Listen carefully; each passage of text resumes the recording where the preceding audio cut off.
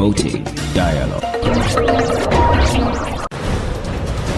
It's 6 p.m. in Dakar and Banjul. Good evening and welcome to Newslink, live on West Africa Democracy Radio at 94.9 FM and online at wadr.org. First, our top stories. President Barrow reaffirms his commitment to sustainable development on Gambia's 61st independence anniversary. We continue strengthening systems that ensure public resources serve the public good and deliver value for money. Senegal's High Court rules out claim of wrongdoing in a student's death during clashes with police at the Sheikh Anta Diop University. The available evidence does not corroborate the hypothesis that violence was inflicted upon Abdoulaye Ba. Deadly gas leak kills 37 artisanal miners in Plateau State, Nigeria, and an EU special representative arrives in Bamako to advance strategic cooperation with AES bloc. Please stay tuned for details of the stories and more. On the news, this is a more edit. Many thanks for joining our broadcast. Newslink kicks off in the Gambia, where thousands of Gambians, including senior government officials, diplomats, the business community and citizens gathered in Banjul, the capital, for the country's 61st independence anniversary.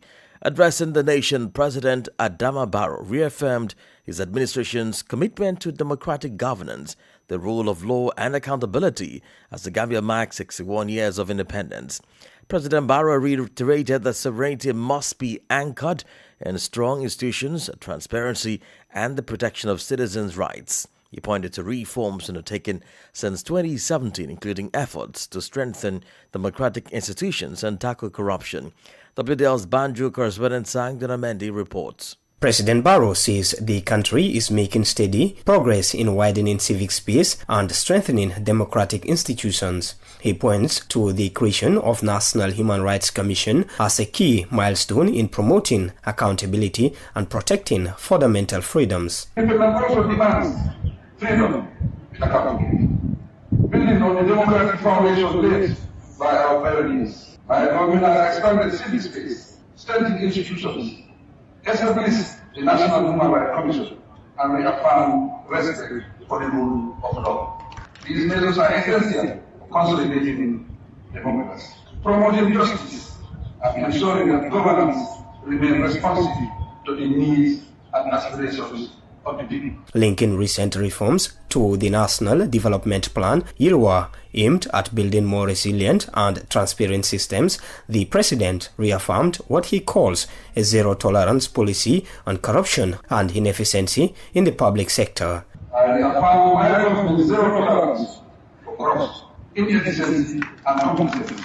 Independence requires integrity in public service, efficiency in delivery, and accountability at all levels.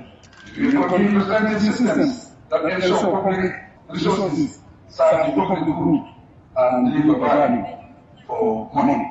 Despite ongoing economic pressures, youth unemployment and climate-related challenges, President Barrow is urging national unity to safeguard democratic gains and fast-track reforms. As the nation marks 61 years of independence, he is calling on citizens to renew their commitment to accountability, the rule of law, and sustainable national development.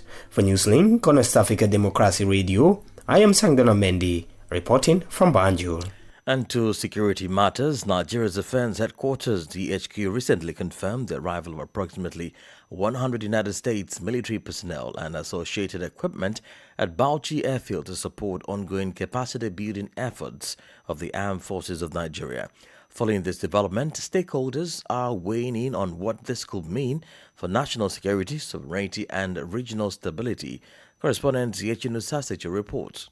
Discussions around international security partnerships have resurfaced as Nigeria continues to grapple with insurgency, banditry, and cross-border threats affecting parts of the country and the wider Sahel region. Recent reports highlighting the United States' involvement in security collaboration have sparked reactions. Former lawmaker Senator Shehu Sani says international cooperation may be required given the scale and complexity of current security challenges. We have suffered enough as a people and as a country. It started from the northeast with Boko Haram, then you have ISWAP and SARU, then you have Darus Islam, and then it comes to the northwest, you have bandits, then you have Mahmudawa, Lakurawa, and all this nonsense of terrorists. Security analyst Olumayowa Olani explains that foreign military cooperation is not uncommon. This speaks to the fact that sometimes the war against terrorism is something that one nation might not be able to handle alone. And of course, if you have terrorist organizations who have the opportunity to run in and out of the country whenever they want to make their attacks, you might need multinational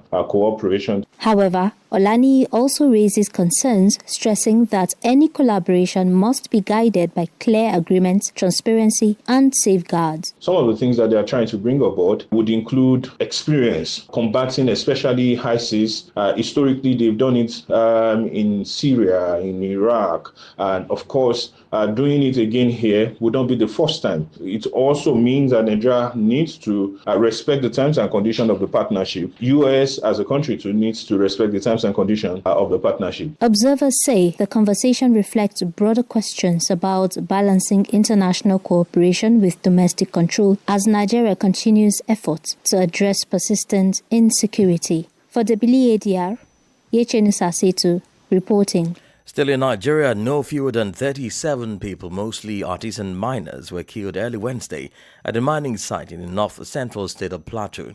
According to witnesses, they died after inhaling carbon monoxide while working deep underground in the tunnel. 25 others are reportedly receiving medical attention following their exposure to the gas accident.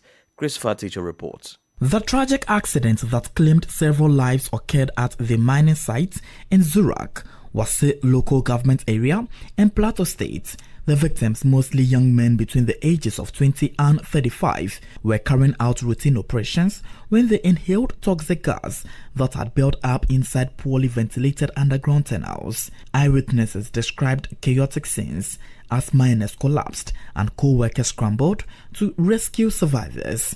At least 25 victims were rushed to a nearby primary health center for treatment, with some reported to be in critical condition. Police have since secured the site to prevent further exposure and to allow investigations into the cause of the gas leak. While emergency measures have been instituted, authorities have also pledged a full investigation, including whether safety regulations were properly followed and who may be held accountable.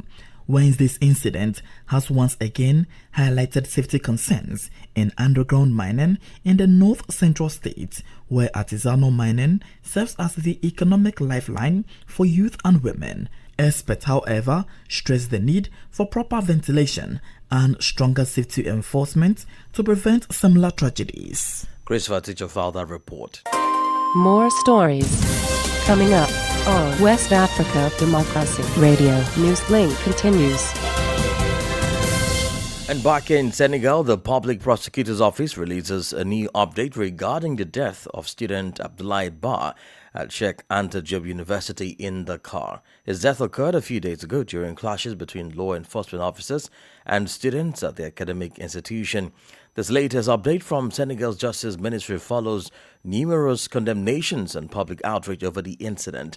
Augustin Kule explains the details in this report. The death of student Abdoulaye Ba at Sheikh Anta Diop University continues to fuel debate in Senegal.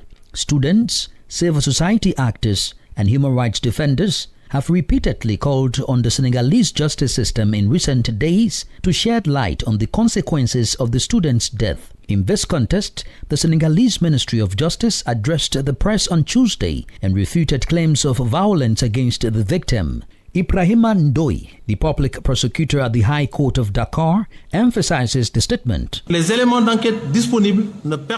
available evidence does not corroborate the hypothesis that violence was inflicted upon Abdoulaye Ba. Abdoulaye Ba is indeed the student who jumped from the 4th floor of Building F and unfortunately landed on the asphalt, which explains the injuries and other damage observed by the medical examiner on the young student's body, and the fire that broke out in room number 85 prevented any access to the corridor of that building. As a result, the students who were somewhat trapped in room number 83, where the deceased Abdullah Ba was staying, had no other option but to escape through the window. This is the information we have at this stage of the investigation, and it is currently being verified. According to the magistrate, investigations launched immediately after the clashes between the students and law enforcement officers have allowed for the questioning of medical personnel, security guards from the University Social Services Center of Dakar, including students and police officials involved in maintaining public order. Senegalese citizens have raised 40 million CFA francs online to support the deceased family. Augustine Kohli filed that report. In Sierra Leone, a Pakistani national is serving a 40-year prison sentence for unlawful possession of 300 grams of cocaine. Abdullah Abdurrahman was found guilty by the Freetown High Court in a trial that followed his arrest on January 4, 2025 in Lungin, Northwest Region. It was charged in accordance with Section 8A of the Sierra Leonean Drugs Control Act of 2008. The court's decision comes as Sierra Leone struggles with a rising number of illegal drug addicts, mostly young people in the country. Let's join Francis Boniface for the details. At his arraignment in court on February 12, 2026, Abdullah Abdul-Rahman pleaded not guilty and the case proceeded to trial. To fulfill the burden of proof beyond a reasonable doubt, the prosecution called 3 witnesses, all of whom testified under oath and were cross-examined by the defense counsel. They include a forensic analyst with the Transnational Organized Crime Unit, TOCU, who testified that he analyzed the substance and confirmed it was cocaine hydrochloride, presenting a laboratory report as evidence. An investigator with TOCU led the investigation and submitted the defendant's voluntary caution statements, charge statement, and other court revelations. A police sergeant also testified about the handling and preservation of the cocaine, presenting a destruction certificate for narcotic drugs. Meanwhile, the defendant testified through an interpreter and admitted to possessing the substance. Defendant Raymond stated that the drug was given to him by a friend and claimed he did not know it was cocaine. According to Justice Mark Ngegba of the Freetown High Court, the possession of drugs was unlawful under the National Drugs Control Act of 2008. In their plea, the defense counsels urged the courts to temper justice with mercy, citing the defendant's foreign nationality. After considering the plea, Justice Ngegba sentenced the defendant to 40 years in prison. Francis Boniface reporting there. In the diplomatic front, the European Union Special Representative for the Sahel, Joao Gomez Gravino, is visiting Mali. He arrived in Bamako on Tuesday to present a new cooperation strategy for the AES region. This initiative aims to revitalize dialogue between the EU and the countries in the Central Sahel region. Central to the discussions is a new approach adopted by the European Union to strengthen communication with the member states of the Sahel. This visit occurs as Mali continues to diversify its international partnerships, including those with Western countries such as the United States, whose envoy recently visited Bamako as part of bilateral engagement. We turn our attention to Liberia, where demands for swift justice are growing in the case of a 16-year-old boy who was sexually assaulted by a former security agent and others. A preliminary police report indicates that in early January 2026, Peter Jala, a former agent of the National Security Agency, along with other individuals, took the victim to a beach in Monrovia and sodomized him. After the assault, the 16-year-old boy was abandoned and left to fight for his life. WDL's Monrovia correspondent Abraham Parker gives the details in this report. In a heartfelt tone, on Tuesday, the victim's mother recounted the devastating impact of the incident. She revealed that her son's physical and emotional trauma has reached a critical point. According to her, the child is experiencing severe pain, internal bleeding, and has been unable to use the restroom for several days. Last night, he didn't sleep crying. His anus was hurting, his chest was burning him and things. The people have to give him penta injection for him to go to bed. Since the NSA made solid mass, he along with his friends, my son was in a very critical condition when we took him at the hospital. The child was messing up bad blood. When his anus ready to hurt him, his back, his stomach, they will give him penta injection. Meanwhile, the victim's mother expresses disappointment with how state authorities are handling the case. She is calling on President Joseph Boakai to intervene in the matter. The doctor that was treating him, calling Spoa, was not really paying attention to him. I said the next time it repeats, I want you people to put the bad blood in pen so that you will take a photo of it, or you keep it and just call me immediately. I can't take the photo so the lawyers will see it, so they will know how serious my child is. As a reminder, defendant Peter Jala has been charged and is currently being held at the Monrovia Central Prison. However, many people are concerned about the delays in the prosecution process. This incident has also highlighted the vulnerability of young people to sexual violence in Liberia, emphasizing the urgent need for comprehensive support services for victims. For Newslink on WADR, Abraham Parker, Monrovia. You're listening to Newslink on West Africa Democracy Radio, 94.9 FM in Dakar and online at wadr.org. Here is a reminder of our top stories. President Barrow reaffirms his commitment to sustainable development on Gambia's 61st independence anniversary. Senegal's High Court rules out claim of wrongdoing in a student's death during clashes with police at UCAD. Deadly gas leak kills 37 artisanal miners in Plateau State, Nigeria. An EU Special Representative arrives in Bamako to advance strategic cooperation with AES Bloc. Still ahead, we do have the guest interview and sports news. Please stay with us. West Africa Democracy Radio. It's you speaking. Don't forget, you can watch us live on Facebook and YouTube, and we're also streaming on wadr.org. Ghana's Minister of Foreign Affairs has summoned the Russian ambassador to Accra concerning a Russian national accused of publishing sexually explicit images of Ghanaian women without their consent. Authorities are focusing on cooperation to ensure justice and address the broader implications of cybercrime related to this case. This diplomatic action comes in response to the rapidly evolving situation that has sparked significant public and official reactions in Ghana. WDL's Accra correspondent Nadi Tete reports. The Ministry of Foreign Affairs says Russia's ambassador to Ghana, Sergei Bednikov, was summoned to formally convey Ghana's displeasure over the actions of a said Russian national alleged to have recorded and circulated explicit videos involving Ghanaian women without their consent. The ministry says the meeting sought to secure Russia's cooperation in ongoing efforts to apprehend the suspect and pursue justice while highlighting the wider cybercrime implications of the case. During the discussions, the Russian ambassador acknowledged concerns about the violations of the victim's privacy and dignity and expressed willingness to cooperate with Ghanaian authorities. However, he indicated that Russian authorities are yet to confirm the nationality of the individual involved, noting that the name circulating in the media does not appear to be a recognized Russian name. The development follows earlier actions by Ghanaian authorities, with the Ministry of Gender, Children and Social Protection condemning the alleged non-consensual recording and distribution of intimate images and describing it as a criminal offense under Ghanaian law. The Ministry of Communication, Digital Technology and Innovation also disclosed that the Cybercrime Authority is compiling evidence for possible prosecution and exploring international cooperation options, including extradition. Reports suggest that the suspect may have already left Ghana, but officials maintain that investigations continue and that diplomatic and legal channels will be pursued to ensure accountability. The Foreign Affairs Ministry says Ghana remains committed to maintaining cordial bilateral relations with Russia while exploring all available international legal tools to secure justice. For WADR, Nadidi Teti, Accra.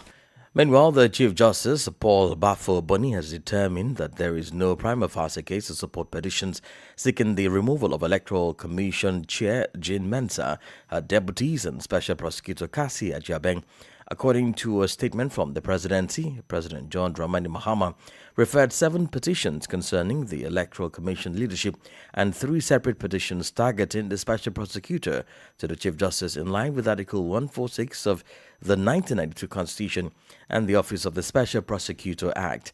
The petitions were referred on November 25, 2025 for a determination on whether they establish a case for further action. In a letter dated January 26, 2026, the Chief Justice informed the President that the petitions did not justify further investigations or removal proceedings. In Togo, the case surrounding the mysterious death of former Army General Toussaint Bitala Majoba has resurfaced at the military court. The trial began on Monday, 5 years after Colonel Majuba died under suspicious circumstances in his office in Lomé. General Felix Abalo Kandanga, the former chief of staff of the Togolese Armed Forces, who was previously sentenced to 20 years in prison for complicity in murder, is appearing again to appeal his conviction in this case. Abdullah Hassan completes the story. Referred last November, the appeal trial of Felix Abalo Kandanga, former chief of staff of the Armed Forces, opened at the military court this week. In the first instance, he was sentenced to 20 years in prison for conspiracy against state security, complicity in murder, and obstruction of justice. Felix Agbalo Katanja is appearing again before the Togolese military court after his lawyers had filed an appeal denouncing procedural irregularities and insufficient evidence. They said their client, who was tried at the time alongside other defendants, received the harshest sentence. As a reminder, on May 4, 2020, Colonel Bitala Majuba was found dead in his office at a military camp in the Togolese capital. There was no signs of forced entry into the office and no witnesses to the incident. It is an assassination at the heart of the state security apparatus. The investigation proceeded discreetly. 6 months later, the prosecutor mentioned identifying the murder weapon and commissioning forensic analysis, but few details were made public. 3 years later, in January 2023, the former chief of staff, Felix Agbalo Kadanga, was arrested and tried in November, along with 6 other military personnel. That was a report from our Lomé correspondent, Wadr, voiced by Abdullah Hassan. In the meantime, Meta CEO Mark Zuckerberg appeared before a U.S. court today, Wednesday, in a landmark trial, examining whether social media platforms were intentionally designed to make young users addicted. The case targets Meta, owner of Instagram, as well as Google's YouTube, over claims the platforms contributed to the mental health problems of a young California user. The trial, the first of several similar cases, could shape thousands of lawsuits accusing social media firms of encouraging compulsive use among young people. Earlier testimony from Instagram chief Adam Mosseri rejected the term addiction, describing the issue instead as problematic. 2 other platforms named in the complaint, TikTok and Snapchat, settled with the plaintiff before the trial began. Politics, analysis on major news, social matters, and all. This is A Guest. The Gambia marks 61 years of independence today. Over 6 decades, the country has made progress in governance, infrastructure, and social development. Yet many Gambians continue to face rising living costs and daily economic pressures. Political accountability, transparency, and the pace of reforms remain key issues shaping the nation. We spoke to Yoro Mbalo, a political and social analyst, on the country's political journey, its economic challenges, and the reforms influencing the Gambia's path forward. Yes, how would you assess the Gambia's political progress since gaining independence 61 years ago? The Gambia actually has made significant strides in its democratic journey since gaining independence 61 years ago. Well, the country has also experienced consecutive free and fair elections, improved human rights, and of course governance. However, challenges persist, particularly in the anti-corruption efforts and security reform. Well, these are the issues that we're facing. What policies are needed to strengthen the economy and improve living standards for Gambians? Well, the government is also implementing efforts and even reforms to strengthen budget processes and, of course, ensure transparency and reduce corruption.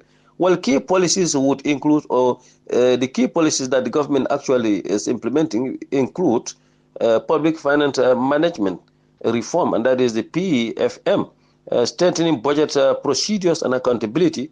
Well, the anti-corruption initiative, we all know, in fact, commissioners are also identified. So adopting an anti-corruption bill and strengthening the National Audit Office. Economic diversification is also important. Privatizing state-owned enterprises and promoting private sector growth. How effectively has the government implemented the Truth, Reconciliation and Reparations Commission's recommendations on transparency and accountability? The government has accepted 263 out of 265 TRC recommendations and is finalizing an implementation plan.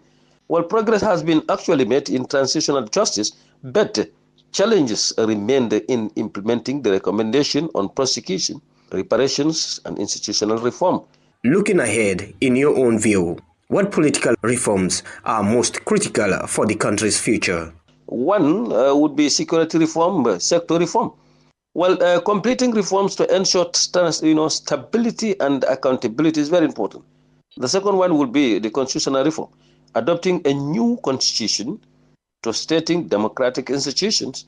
And the third one would be definitely economic governance, enhancing transparency, accountability, and private sector growth. Well, these are some of the issues that we actually put into considerations, in relation to this important question.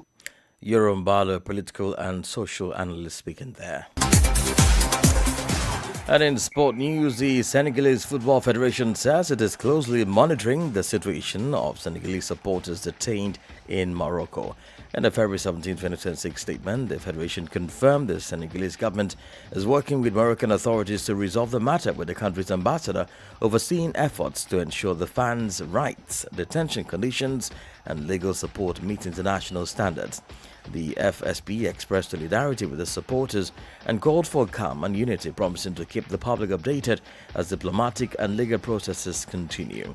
In the meantime, Nigeria's star striker Victor Osimhen delivered a sensational performance as Galatasaray thrashed Juventus 5-2 in the Champions League playoff first leg on Tuesday night.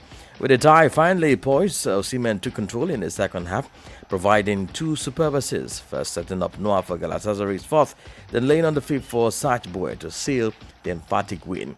His movement, strength and creativity tormented the Juventus defense all night, handing the Turkish giant a commanding advantage ahead of the return leg in Turin. Meanwhile, a UEFA Champions League match played on Tuesday night, Real Madrid edged past Benfica thanks to a goal from Vinicius Jr. Reigning champions Paris Saint-Germain came from 2 goals down to defeat AS Monaco 3-2 in an all-French C with Achraf Hakimi and Desiree Doué getting on the score sheet. And Borussia Dortmund secured a 2-0 win over Atalanta. And we've come to the end of this edition of Newslink on West Africa Democracy Radio, broadcasting from Dakar, Senegal. Thank you for listening, and many thanks to Mustafa Sek and Maudu for the technical support. Let's keep the conversations coming on all of our social media platforms, X, TikTok, Instagram, and Facebook at WADR English. At the bottom of the hour, it's a repeat broadcast of It's You Speaking. I am Emo Edit. Good evening. And many thanks to you for listening to Newslink via Hot 104.3 FM, Newmi FM 94.0, Hilltop Radio 104.7 FM, and Veritas Radio 102.9 in Banjul, the Gambia. We also appreciate our listeners in Liberia via Alternative Youth Radio 98.9 FM, Lofa County, Radio Kagama 94.5 FM, Niba County, DCN Radio 91.3 FM, Riverside County, Wakat FM Radio, Banga, Liberia, Radio Baf FM 91.3 Sierra Leone in Nigeria, and Love 104.5 FM Abuja. For you listening via Radio Pad 95.1 Damango, Savannah region, and on Royals FM 104.7 Wenchi, Ghana, we say a big thank you. Remember, West Africa Democracy Radio is all about you, your views, and your opinions.